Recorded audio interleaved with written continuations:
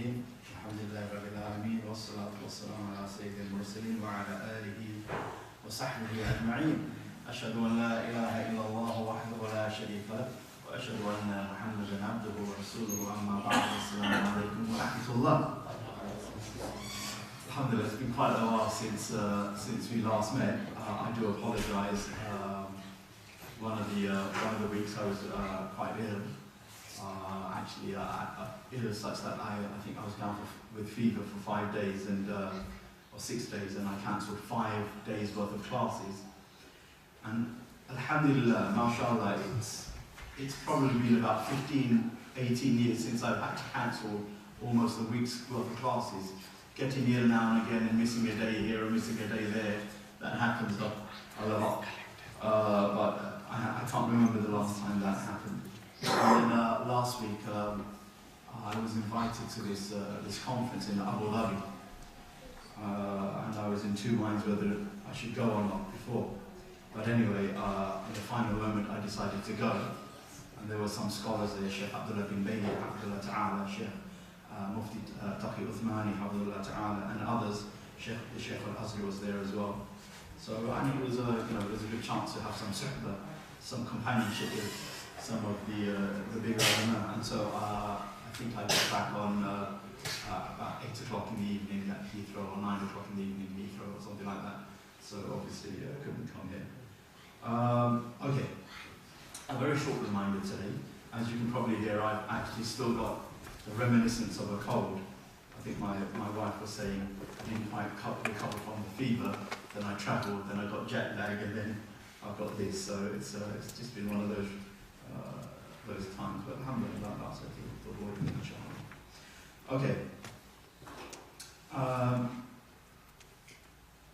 There are two really nice hadiths which I'd like to share with you, and I'm sure most, if not all of you, know these hadiths. But it's nice to be reminded, and then I would like to mention one ayah and a saying of one of the scholars, and it's concerning the Quran. It's concerning the Quran.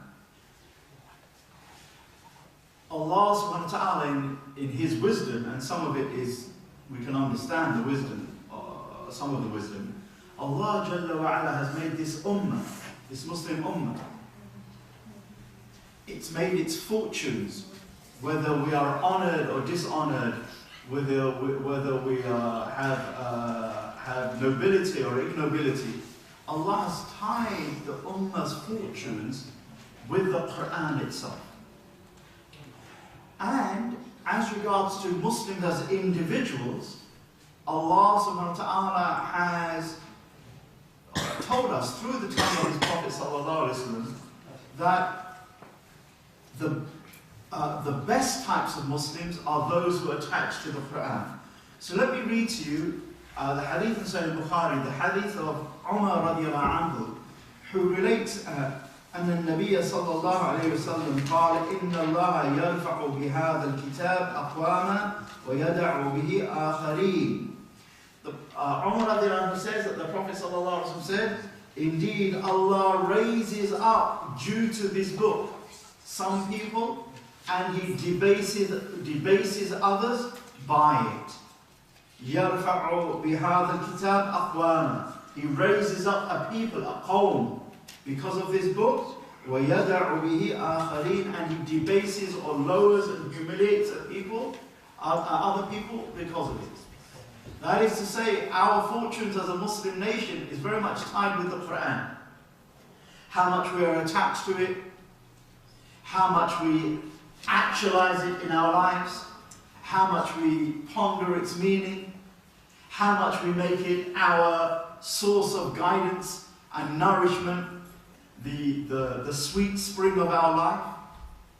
Or the opposite, how much we neglect the book, how much we don't read it, how much we read and listen to things other than it, or how much, if we do read it, we choose not to understand it, and therefore we don't make wuquf, we don't stop at what it makes halal or haram, we transgress the limits.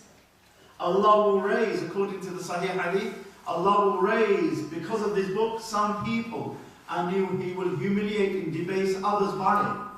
And there is no doubt at all that the thing that the early generations had is that they had an attachment to the book of Allah subhanahu wa ta'ala. And it wasn't just an attachment in terms of Iman in it, or even reading it. It was attachment of Iman, faith in it, reading it, and acting upon it. We know, authentically related, it's in the Muwatta of Imam Malik, that Abdullah ibn Umar, who is the second most prolific narrator of Hadith, Abdullah, the son of Umar ibn al-Khattab radiallahu anhu, he is the second most prolific narrator of Hadith. He is the one who has memorized the most Hadith, second to who? Second to Abu Hurairah radiallahu anhu. So we know that Ibn Umar's memory was very powerful, and yet in the Muwatta of Imam Malik, authentically related, it took Ibn Umar 8 years to memorize Surah Al-Baqarah. 8 years. Why is that? Because if we bring in another narration, another athar about the Sahaba, one of the Tabi'un reported that the likes of Uthman radiallahu anhu and other Sahaba like him, they would read no more than 10 verses at a time, memorize them and act upon them. Yani, so that they will learn them ilman wa amalan. Learn them, understand them and act upon them, and then they'll move on to the next 10 verses and the next 10 verses. If we bear that in mind, it makes more sense when we hear the narration that it took Ibn Umar, this prolific narrator of hadith who had a fantastic memory or hifz, it took him 8 years to memorize Surah Al-Baqarah, not because of any deficiency in his memory, but because there was a particular minhaj, or manhaj, a methodology, which is the Quran is meant to be a book of guidance and transformation.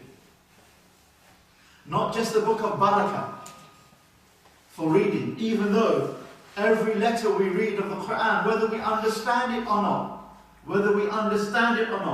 every letter, and by letter I mean alif is a letter, lam is a letter, mim is a letter. We get at least 10 hasanat, 10 good deeds according to our name. That's just for alif, lam, mim.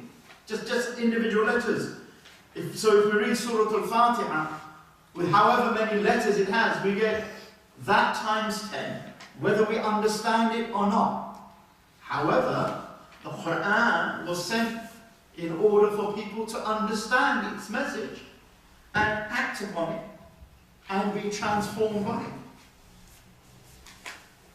In Sahih Bukhari, there is the hadith, in Sahih Muslim, there is a hadith of not Umar radiallahu anhu, but the Khalifa after him. The Khalifa after him is who?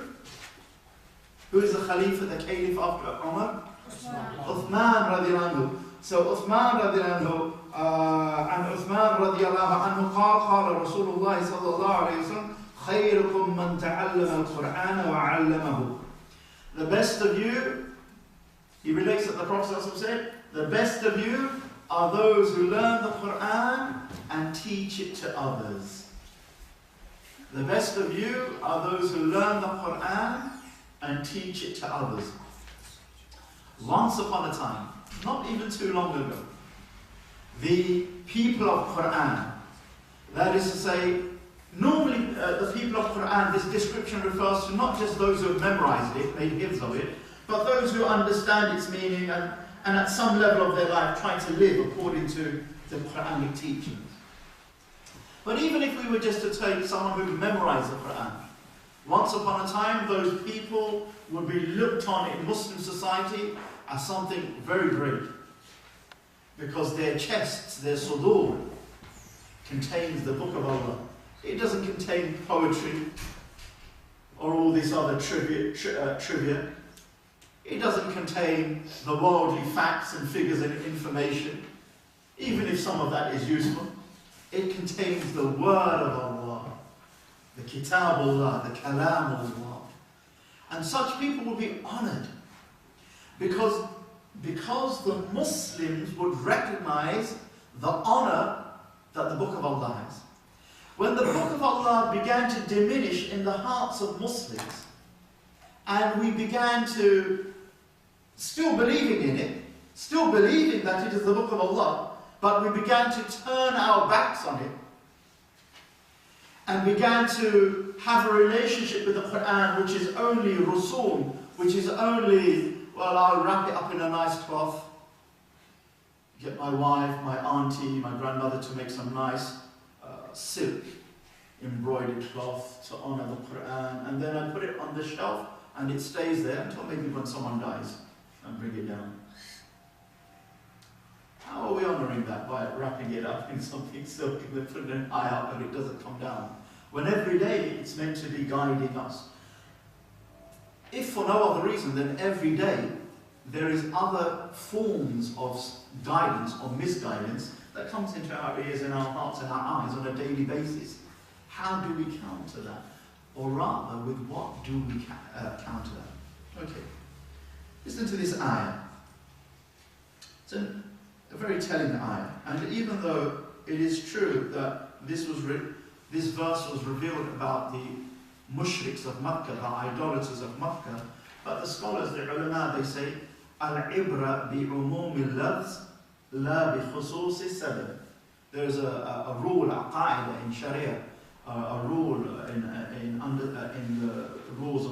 understanding the tafsir of Quran. They say al-ibra bi-umumi al-lafz. The lesson is taken from the generality of the wording, la bi-khususi sabab, not due to the specific reason why the verse may have been revealed. Verses of the Quran were revealed quite often for specific situations. Something happened, Allah revealed to the Prophet something. An argument broke out over there, in a few verses came down for such arguments. We don't say, they were revealed for that situation, it doesn't apply to us anymore.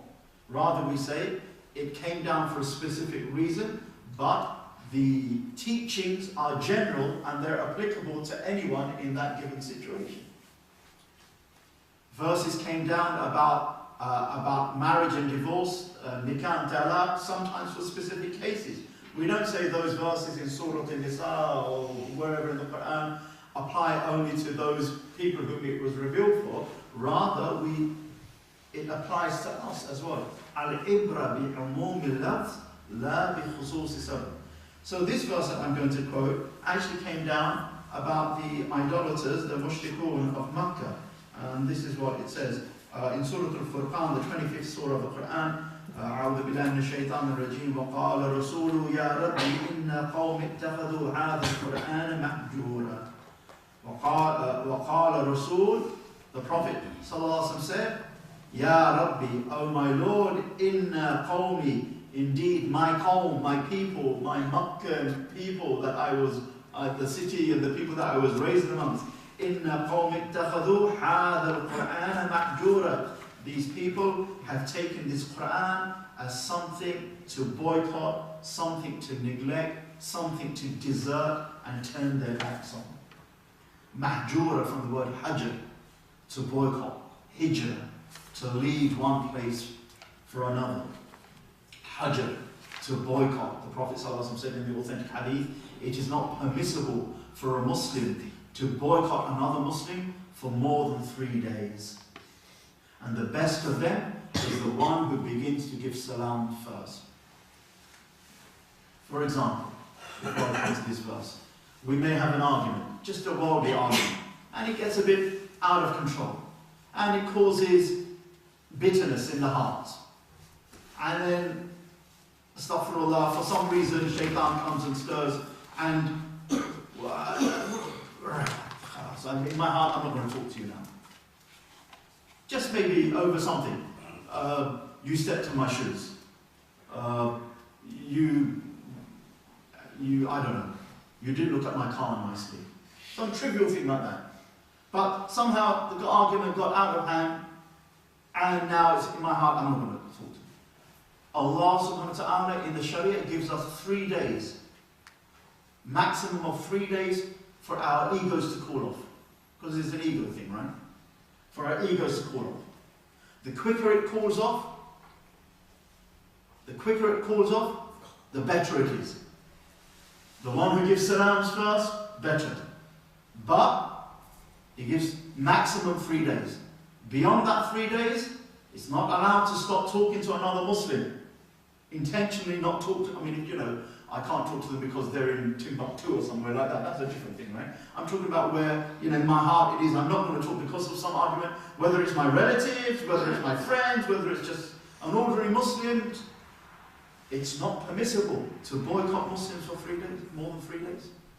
Unless there is a Sharia reason. Sharia reason. And that Sharia reason allows boycotting for more than 3 days. Not there's a Sharia reason, but the Sharia doesn't allow boycotting for 3 days. There's a Sharia reason and it allows boycotting for 3 days, then I can do so. Otherwise it's haram. To make hajr, to boycott another Muslim for more than 3 days, without a Sharia justification, is absolutely haram. It's absolutely haram. Anyway, so this verse says, إِنَّ قَوْمٍ اتَّخُذُوا هَذَا الْقُرْآنَ مَحْجُورًا. The Prophet ﷺ is like complaining to Allah subhanahu wa ta'ala, my people, the mushriks of Makkah, have taken this Qur'an as something that they make hajr of, that mahjura, that they boycott, they flee from, they desert. And what was happening is the Prophet ﷺ would try to recite the Qur'an, some verses of Qur'an in front of people, and they would either mock him, or once they began to realize that if you listen to this, it kind of affects you, then they started putting their fingers in their ears, and some of them, when he would recite the Quran,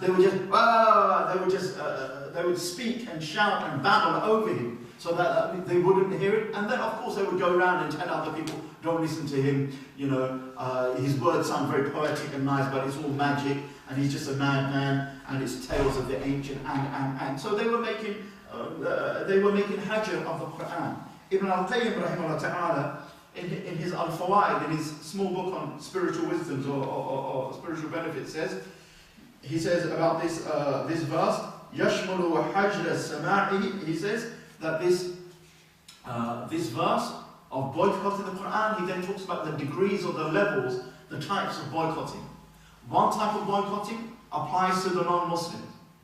But actually, the other 3 or 4 that he mentioned can also apply to Muslims.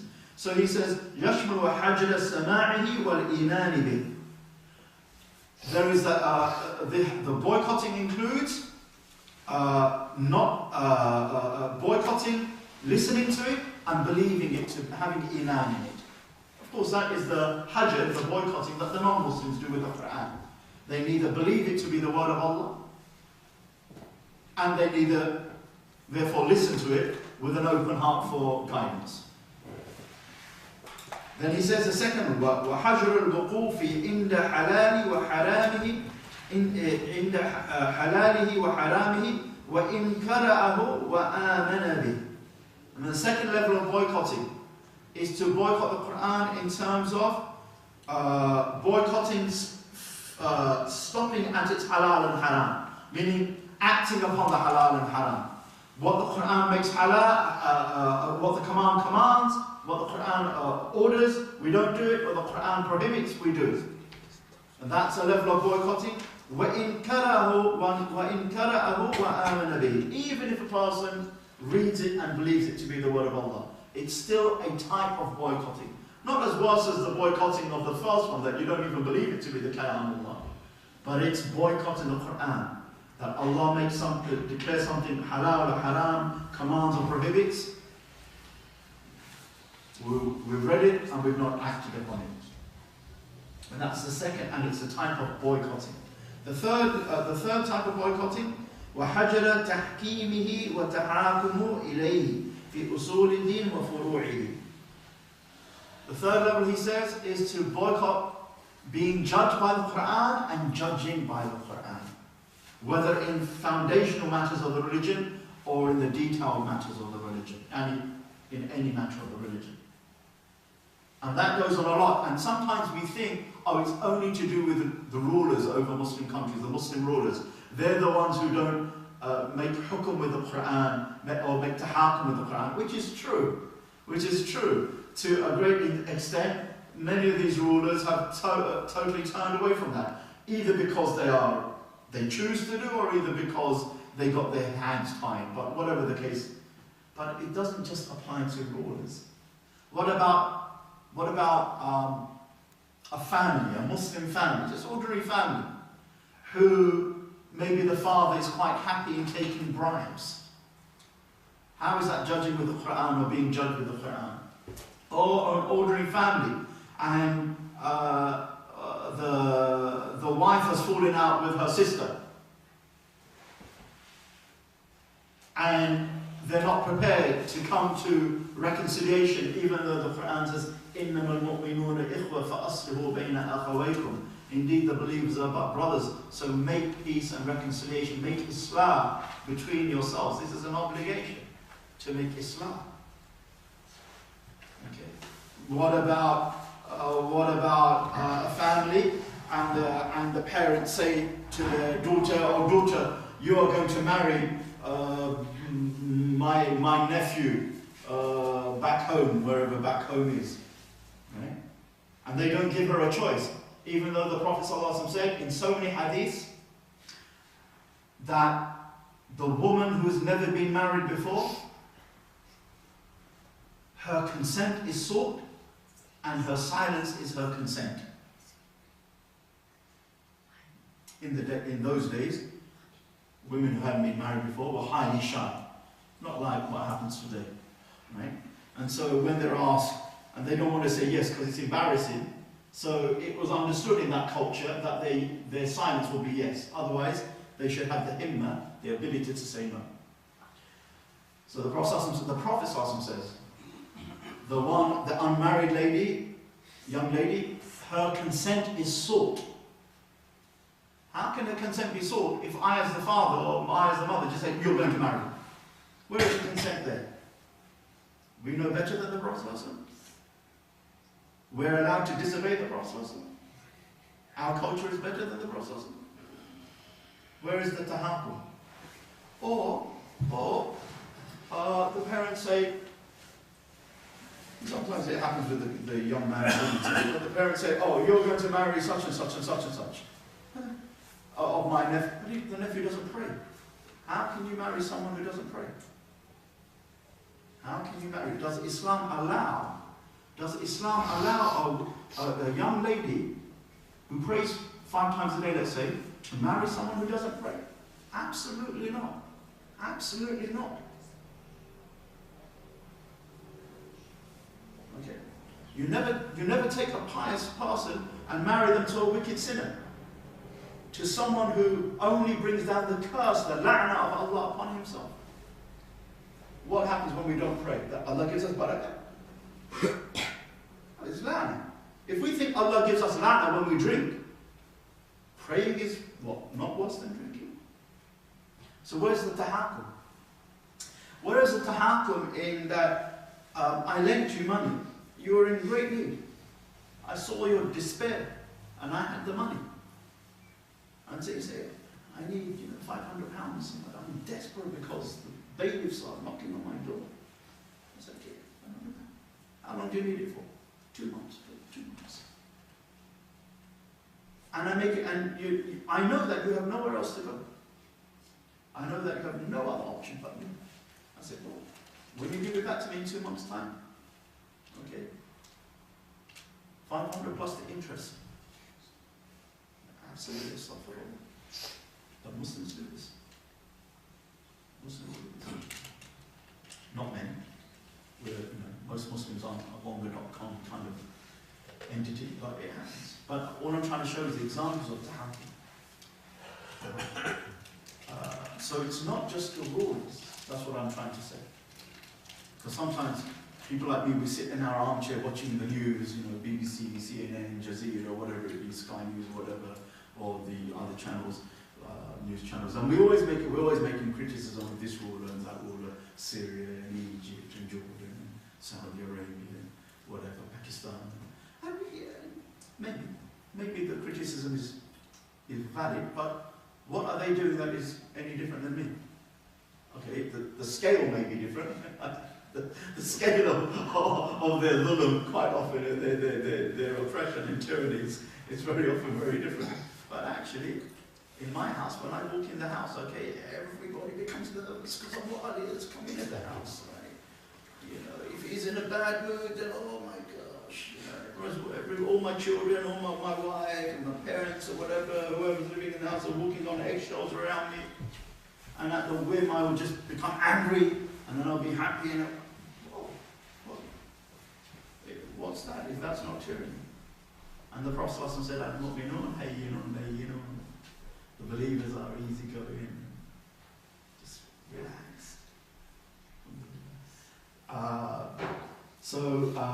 The fourth of the 5 was to be judged by the Quran, to judge with the Quran, and to be judged by the Quran. That's really, really important. Okay? And as I said, it doesn't just apply to the rulers, it applies to anyone who's in a situation of judgment. And it's really important. And I pray to Allah subhanahu wa ta'ala that Allah continues to bless the men and women who are on the management committee or the admin committee of this mosque, because you and I know mosques have a terrible reputation for divisions, for no Sharia reason, and for splitting, okay, for no Sharia reason, and for not judging according to the book and the Sunnah when problems come between them. Because we're human beings, problems will come between us. The issue is not that problems will come between us, although we should try our best to minimize them. The issue is, am I ready to reconcile it in some manner, or ready to calm down and subdue my ego? Or am I going to just, that's it? And many Muslims are like that, even blood brothers and sometimes blood sisters, they don't talk to each other. And when you peel back the layers of the argument, there's no Sharia reason whatsoever, it's just pure nonsense. But you choose not to speak, not for 3 days or 5 days, sometimes it's months or years. Okay? So that, we need to really, when we talk about unity, unity is not something that we just pie in the sky think. It happens at the very individual personal level. How can I talk about unity of the Muslims when my character is so bad that everyone runs away from me? Oh, don't go near Aaliyah, he swears, he shouts, he's always going to backbite you, he's going to slander you, and no one can. So how can I then talk about unity if my character is that bad? How can I talk about unity when I have made no attempt to try to reconcile those things with those, at least with those relatives that may have, there may be issues with? And remember the Prophet ﷺ says, he said, Al-Wasil, the Wasil who is the one who joins ties. Okay? The Wasil, the Wasil means a number of things in Arabic, but in this context, the Prophet ﷺ said, the Wasil is not the one who speaks to his relatives because they speak to him. The joiner of ties, the one to join ties, is not the one who joins ties with his relatives because they are joining ties with him. The wasil is the one who joins ties with his relative, even if his relatives don't join ties with him. Meaning he tries to speak and tries to salam his relatives, even if they don't speak or salam him back. So he will just say salam. If he gets no salam, alas, he'll try another time, he'll try another, and he'll keep trying. Okay. Maybe he or she will find ways of softening the heart, melting the icy heart. Okay. And the Quran says, "Idfa billati hiya ahsan." Repel evil with that which is better. And we need to bring this in our lives. Most Muslim communities, we struggle. Most Muslim families and communities, we struggle with these concepts. They're not actually in our lives as they should be.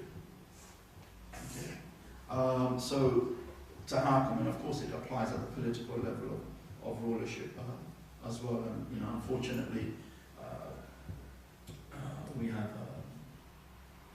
we either have rulers who are not Muslims over Muslim majorities, or that we have some rulers who definitely are Muslims, but they're spineless. Okay, they're spineless, and they, if you know that you're spineless and a coward and you can't hold that, then why be a ruler? Why be a ruler? Why not just work in the bakery? Okay. Or we have some rulers who are, they have courage, but they don't have the wisdom, the foresight, let alone the Sharia knowledge to advance. And we have rulers in between that kind of description and whatever. But when someone becomes a ruler of a Muslim majority country, just like when someone becomes an Imam of a Jummah congregation, or a president of a mosque, then halas, there are rules, adhere to it. If we can't do it, then don't be an imam, don't be a president. Okay? Don't be the leader of the country. Because Allah hasn't made it obligatory upon you. Allah didn't make it obligatory on me to lead the Jummah prayer. Either I can do it or I can't do it. If I can't do it, not a problem. Okay? And that's I mean, I know it's quite easy said than done then when we're talking about rulers, but it's not. And I'm not actually saying then I don't want your hearts to just be angry for no reason against rulers and then do absolutely nothing. All I'm saying that rulers have a problem, but in our lives, make sure that we are judging with the book of Allah subhanahu wa ta'ala. Make sure we are judging with the book of Allah subhanahu wa ta'ala in our small lives and affairs and children. And finally, the fourth one, وَحَجَرَ تَفَحُّمِهِ وَمَعْرِفَةِ مَا أَرَادَ اللَّهُ مِنْهُ. Fourth level of boycotting out of the 5 is to boycott not trying to understand the Quran and understand what Allah intends from it. Because the Quran came down, the Quran says we sent it to you in a clear Arabic language. For why? Why did Allah send to the Arabs the Quran in Arabic? So that they could understand it. And if Allah sent it in Chinese to the Arabs, then at least they could say, oh, well, we read it, Jing Bao Wao, or whatever. But I made that up, obviously, just in case you feel I can speak Cantonese or something, right? They could have said, you know, oh, Chinese, we read it, but obviously we don't understand it, so we can carry on living our lives how we want. But no, Allah revealed it in Arabic so that the Arabs could understand it and actually be transformed. It would actually change them. So we need to spend some time. And that can be done in one of 2 or 3 ways. Whatever way it is, it must be scholarly. It must involve scholars. Why? Whoever interprets the Hadith says, in the Sunnah of Tirmidhi, whoever interprets the Quran according to his own opinion, even if he is right, let him take his seat in the fire of hell. Even if he is right, let him take his seat in the fire of hell. And the reason why is because it's not about being right or wrong, it's about having the right qualifications to understand some of the detailed verses of the Quran and its ahkam and its rulings. Not merely right or wrong. Okay? And so at one level, at one basic level, everybody can read and understand the Quran, even a non-Muslim. Let's say they were Arabic speaking. Okay? They could read and understand. The reading might be a problem. How are they going to do it? Do they need wudu or whatever? Let's say they heard, they will understand. Why? Because the basic essential message of the Quran and its 6 or 7 major themes, anybody can understand. The greatest major theme is about Allah and His Tawheed and His oneness. God is one, He's not a Trinity. God is one, He has no partner. God is one, He has no mother, son. God is one, no one birthed Him and He doesn't birth anyone. God is one in the sense that He is unique, nothing is like Him. God is one in that La Sharika Lahu, in that no one should be worshipped other than Him. He has no sharik in His ibadah. He has no partner in His worship. Another theme, God, He created the heavens and the earth in 6 ayyam, translated as days, but it could also mean lengthy periods of time. But we don't believe He rested on the 7th day. We believe that Allah is continuously creating even now. We don't believe, as the Bible says, and then He rested on the 7th day. No. He continuously creates even now. Your every movement and action, Allah is the creator of our action. Allah created you and what you do, the Quran says. And Allah subhanahu wa ta'ala, He created our hearts to know Him, to adore Him and to worship Him. Another theme of the Quran is about man.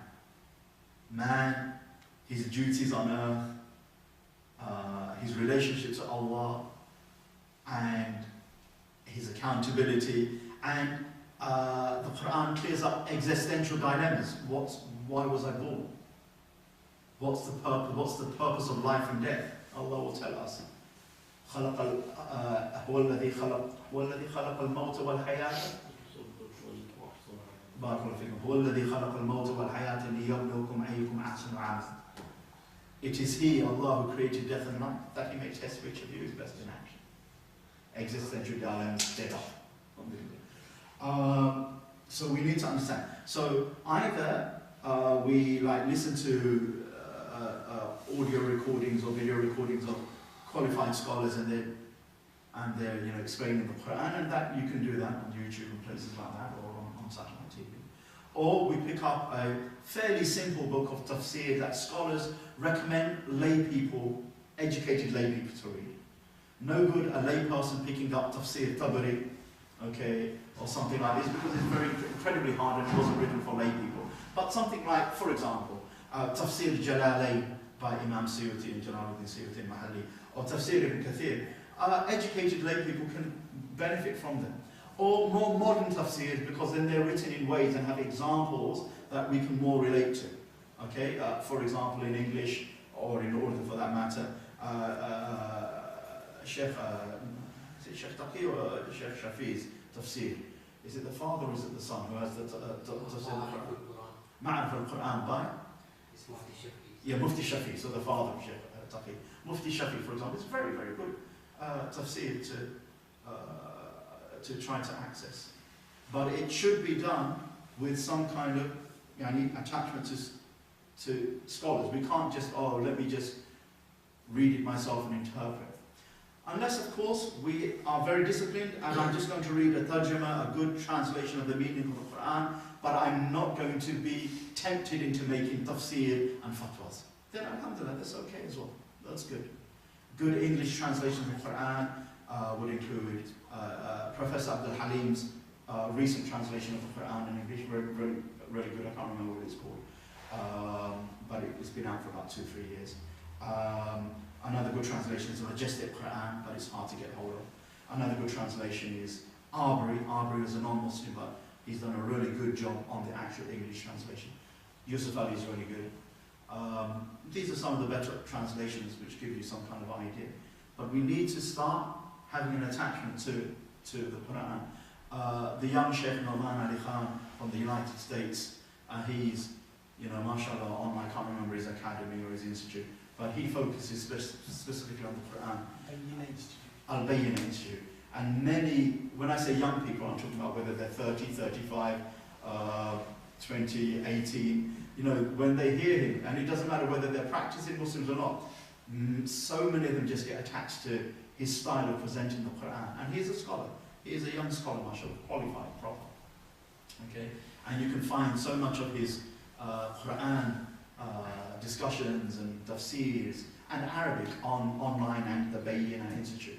Okay? And if, it's, so for example, one of my children is a little bit resistant to kind of reading and listening. He's like, a bit, but I remember her listening to Nawawis Ali Khan recently, and then she said, let's go and see him, because he was down in the UK, and she really benefited. Mashallah. He cracked the hard case around her. Mashallah. But yeah, so you have those kind of ways of attachment. And finally, وَحَجْرَ إِسْتِشْفَاءِ بِهِ مِنْ جَمِيعِ أَمْرَاضِ الْقُلُوبِ. And finally, the fifth form of boycott in the Quran is not using the Quran or neglecting the Quran as a means of healing against the various diseases of the heart.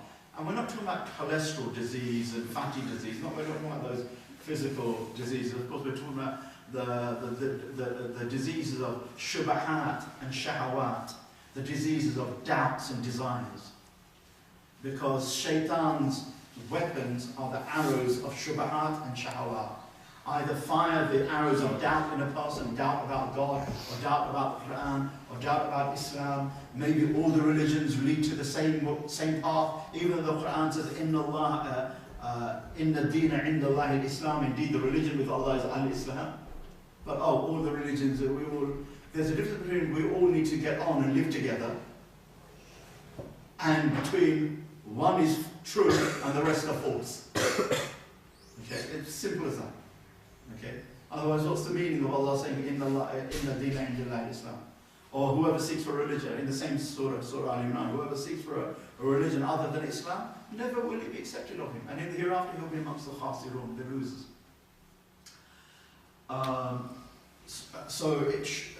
doubts, and doubts are so easily, the arrows of doubt, shubahat, are so easily fired at us.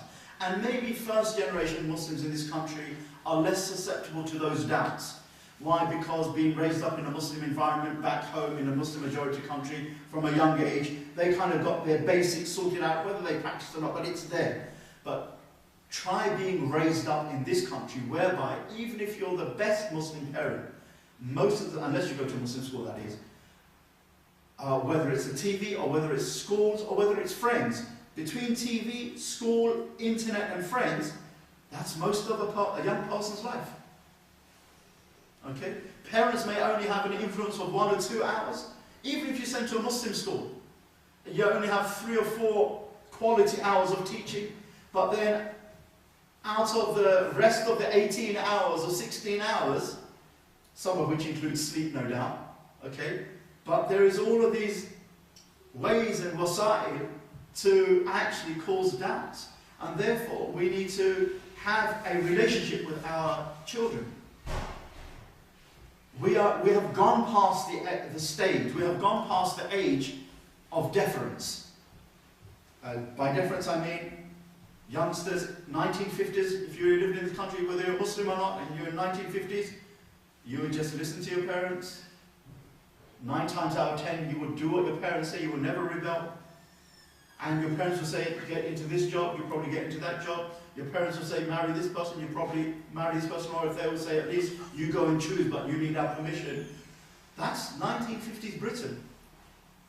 1960s, and I'm not blaming it on these people, but the Beatles come, and that kind of culture they bring, it's the age of irreverence. Not reverence. And from there, it just keeps changing and changing, and it slowly filters down into the Muslim world. So now, we can't just expect, well, our children will just listen to us. Even if we throw them so many verses of the Quran about obedience to parents. It would be nice if it worked, and sometimes it does. Sometimes, Allah's Rahman, it works.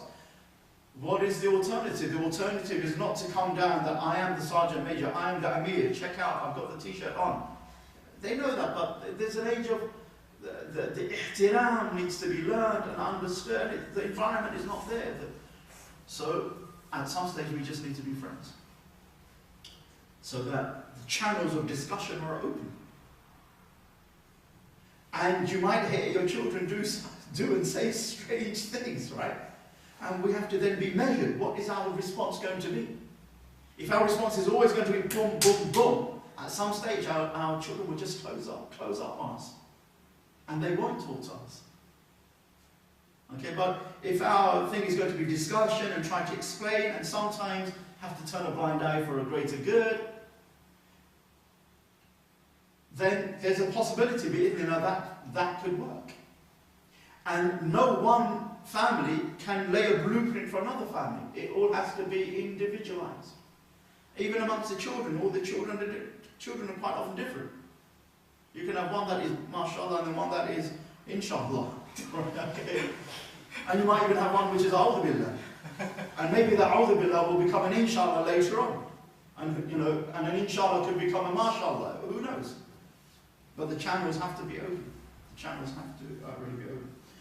So, and then shahawat, shubahat. Shahawat, desires. Opposite sex, desires of greed and wealth, desires of ego and putting people down, intisar al-nafs. Those desires, those shahawat, generally need to be countered. They say shubahat is countered with the medicine of yaqeen, of certainty, of conviction. Okay? And shahawat is normally tackled with sabr, restraining yourself. Restraining yourself. They did 20, 30 years ago. They did this experiment. They had these children under a controlled experiment. They had these children, young children. They said, look, either we give you a piece of chocolate now, and you can have it all now. Right now, you can eat it and delightfully. Or if you wait, like half an hour, 45 minutes, you can have 4 pieces of the chocolate. They found those children who, no, give it to me now. Because it's there, your whole, the tongue is salivating, the mind is, and chocolate. They found that those children who, as a rule of thumb, took the chocolate immediately, when they followed them in life, they found that they were less successful. And those children who, even at that age, were able to somehow restrain themselves, as a rule of thumb, they found that those people were more successful in life. I don't know how they measured success or whatever, but it's a well-known controlled child psychologist experiment. So sabr is really, really important. So inshallah ta'ala, with that being said, two things. Because Isha has moved this late, and will it get later? It will get to about 8:30, will it not? Yeah. Isha from next week, quarter past 8, then is going to be 9:15, because when 1 hour. Oh, it's over that time. Yes. Okay. So obviously the circle being done after Isha is obviously not possible. Okay. At present, it's not possible to do it like after Maghrib as well. So the weekday evenings are totally out in terms of this masjid, or in terms of many masjids as well. It only leaves Saturday or Sunday. And, now, I don't want to blow my own trumpet, but for example, tomorrow I'll be in Sheffield 2 days before I was in Royal Holloway. So I'm one of those speakers who are quite heavily called upon. So it's, but we only have weekends. Now, wedding season is coming up as well. And sometimes it's very difficult for people to get out of weddings, and that's really no. And Saturdays generally, if Sundays are wedding days and walima days and everything else that leads up to it, then Saturdays tend to be shopping days. Because what I was suggesting is, let's have the circle on a Sunday or a Saturday. But I found in other mosques,